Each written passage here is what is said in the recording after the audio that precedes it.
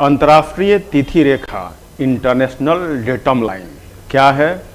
आप अक्सर कंफ्यूज रहते हैं इसके बारे में कि ये रेखा क्या है, इसमें क्या इसका टाइमिंग सेट होता है। आइए इसके बारे में जानें। ये आप मैप पर देख रहे हैं, ये जो 180 मेरिडियन 180 डिग्री जो देशांतर रेखा है, इसे ही हम लोग अंतर्राष्ट्रीय तिथि रेखा कहते हैं। इसकी घोषणा की गई थी 1884 में वाशिंगटन में इंटरनेशनल मेरिडियन कॉन्फ्रेंस में। 1884 के इंटरनेशनल मेरिडियन कॉन्फ्रेंस में इस बात पर दुनिया के देशों ने सहमति व्यक्त की कि एक ऐसी रेखा होनी चाहिए जो मानक रेखा है, जो आभासी रेखा है, जिसके दोनों ओर के समय में 24 घंटे का अंतर होगा। और यह रेखा खींची गई मुख्यतः प्रशांत महासागर से, क्योंकि प्रशांत महासागर पृथ्वी पर सबसे बड़ा जलीय क्षेत्र है। और जब जलयान प्रशांत महासागर क्षेत्र से होकर गुजरते थे तो उनके तिथि निर्धारण में कठिनाई होती थी। तो इस तिथि निर्धारण को तय करने के लिए और सही समय निश्चित करने के लिए इंटरनेशनल डेटम लाइन का निर्धारण 1884 के इंटरनेशनल मेरिडियन कॉन्फ्रेंस में किया गया, जो वाशिंगटन में किया गया था। अब आइए जानते हैं कि इस रेखा के निर्धारण का मतलब क्या होता है, क्यों इसके दोनों ओर के समयों में 24 घंटे का अंतर होता है। देखिए, सबसे पहले है कि यह 180 डिग्री मेरिडियन, या इसे हम लोग देशांतर रेखा भी कहते हैं, इसे ही अंतर्राष्ट्रीय तिथि रेखा कहा गया है। तो इसके दोनों ओर के समय, देखिए यहां पर लिखा हुआ है, ये आपका ईस्ट है और ये आपका वेस्ट है। हम जानते हैं कि सूर्य जो होता है पूरब की ओर उगता है, और जब सूर्य पूरब में उगेगा तो दिन पहले कहाँ होगा? पूर्व में। तो पूरब का समय क्या होता है? आगे होता है। मतलब कि पूरब का समय प्लस में चल रहा होता है और पश्चिम का समय माइनस में चल रहा होता है, यानी कि पीछे हुए। अब आप ये बताइए कि जब समय पीछे हो रहा है तो उसे बैलेंस करने के लिए क्या करेंगे? जो कम है उसमें प्लस करेंगे और जो ज्यादा उसमें माइनस करेंगे। तो अब इधर का समय प्लस है तो क्या करेंगे? बैलेंस कर इधर माइनस करेंगे, और इधर का समय अगर माइनस में, इधर क्या करेंगे? प्लस करेंगे। अब देखिए, पहले ये कितने जगहों पर मुड़ा है, क्यों मुड़ा, उस बात को हम लोग छोड़ देते हैं। अंतर्राष्ट्रीय तिथि रेखा से कोई जहाज अगर ईस्ट से वेस्ट की ओर जाती है, पूरब से अगर पश्चिम की ओर पार करता है, डेटम लाइन को जैसे ही वो पार किया तो उसे एक दिन का क्या हो जाएगा? लाभ हो जाएगा। देखिए यहां पर लिखा है ऐड ए डे, एक दिन का लाभ हो जाएगा।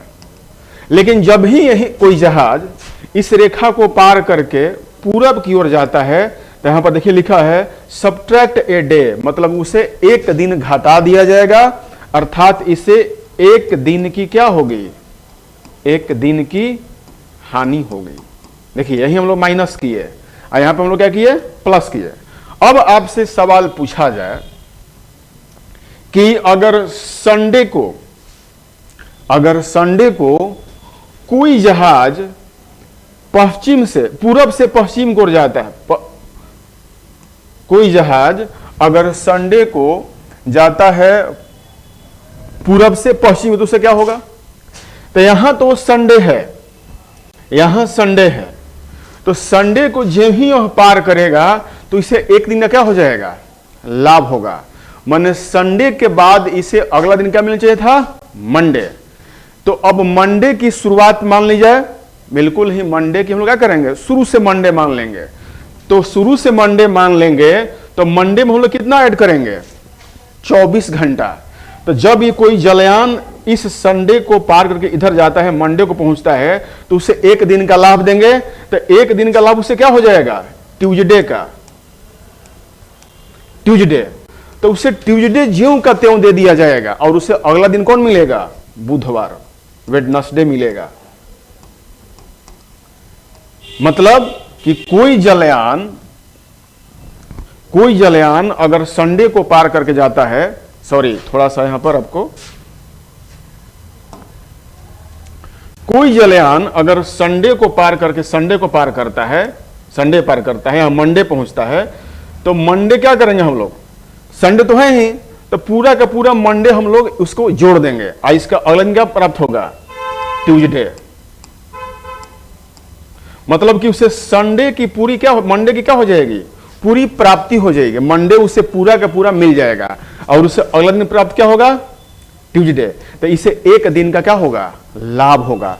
मतलब कि मंडे में हम लोग ऐड ए डे, एक दिन हम लोग जोड़ देंगे तो इसे अगला दिन प्राप्त होगा मंगलवार। ठीक यही कंडीशन होगा अगर वेस्ट से ईस्ट की ओर, वेस्ट से ईस्ट की ओर जलयान पार करती है और मान लीजिए कि यहां पर मंडे है, मंडे है, तो जब ही मंडे को क्रॉस करेगा तो इससे अगला दिन कौन सा मिलेगा? Monday minus Monday. मंडे में से हम लोग एक दिन घटा देंगे तो पुनः मंडे की क्या हो जाएगी? शुरुआत हो जाएगी। मंडे कितने घंटे का होता है? 24 घंटे का। तो मंडे में से अगर हम लोग 24 घंटा माइनस कर देंगे तो रविवार नहीं आएगा, वो पुनः मंडे की क्या हो जाएगी? शुरुआत हो जाएगी। तो इससे अगला दिन पुनः क्या प्राप्त होगा? मंडे। तो यही 24 घंटा का क्या है? फर्क है। अगर सीधी से मतलब है कि कोई जलयान अगर संडे को इस दिशा में जाती है पश्चिम की ओर, तो उसे अगला दिन सोमवार ना मिलकर के क्या प्राप्त होगा? मंगलवार। क्योंकि उसे सोमवार ज्यों का त्यों लाभ मिल जाएगा, मैंने 24 घंटा उसे लाभ हो गया, तो शुरुआत करेगा मंगलवार से। लेकिन वही जलयान जब मंडे को इधर से इधर आता है तो उसे अगले दिन क्या प्राप्त होगा? मंडे। या रविवार को इधर से इधर क्या प्राप्त होगा? उसे रविवार ही प्राप्त होगा। तो ये हमारा इंटरनेशनल डेटम लाइन का थ्योरी है कि उसे पूरब जाने पर एक दिन की हानि होती है और पश्चिम जाने पर एक दिन की क्या होती है? लाभ होता है। सीधा सा मतलब यही है। आप जोड़ लीजिए कि अगर कोई दिन तय कर लीजिए, सोमवार तय कर लीजिए, आपने सोमवार तय कर लिया, मंडे तय कर लिया, तो मंडे दोनों ही दिन में मंडे मानिए। देखिए दोनों ही में मंडे मानिए। यहां मंडे हुआ तो इधर गए तो क्या प्राप्त हो जाएगा? बुधवार। क्योंकि आपको मंडे में क्या करेंगे हम लोग? मंडे में प्लस कर देंगे ट्यूसडे को। तो मंडे तो था ही, ट्यूसडे उससे मिल गया तो अगला दिन क्या प्राप्त होगा? वेडनेसडे। ठीक इधर देखें, इधर अगर मंडे है और इसको क्रॉस करके आ रहे हैं पूरब की ओर, तो Monday minus Monday equal to Monday का क्या हो जाएगा? शुरुआत हो जाएगा। इसे बहुत लोग आसानी से समझ नहीं पाते। ये मैथ की थ्योरी है। मंडे अगर 24 घंटा की है तो मंडे में से हम लोग माइनस करेंगे 24 घंटा, तो क्या हो जाएगा? मंडे की फिर शुरुआत हो जाएगी। और अगर मंडे में हम 24 घंटा जोड़ेंगे, इसका मतलब कि हम लोग डायरेक्ट हम लोग मंगलवार को जोड़ दे रहे हैं, तो हमको अगला प्राप्त क्या होगा? बुधवार को। ये कंफ्यूजन आप दूर करें।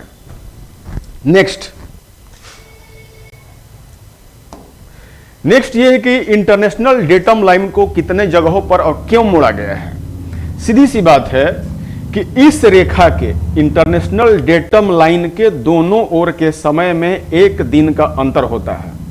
और आप देखेंगे कि कोई भी ऐसा देश या आइलैंड नहीं है जो बिल्कुल एक सिद्ध में और एक ही जगह हो, वो पूरब पश्चिम होते हैं, फैले होते हैं। इंटरनेशनल डेटम लाइन के पास में या इस पर अवस्थित कितने ऐसे आइलैंड हैं और देश हैं जो इसके दोनों ओर होते हैं।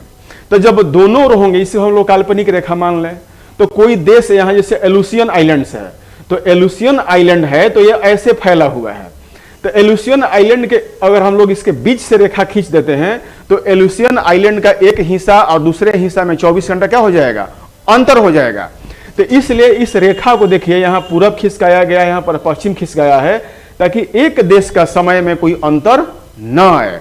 तो इसलिए इस अंतरराष्ट्रीय तिथि रेखा को पूरब और पश्चिम खिसका करके समय का बैलेंस किया गया है। अर्थात जिस देश में जो समय चल रहा होता है उसी देश में वो समय रहे, इसलिए अंतरराष्ट्रीय तिथि रेखा को खिसकाया जाता है अपने हिसाब से, क्योंकि यह एक मानक रेखा है, इसे माना गया है।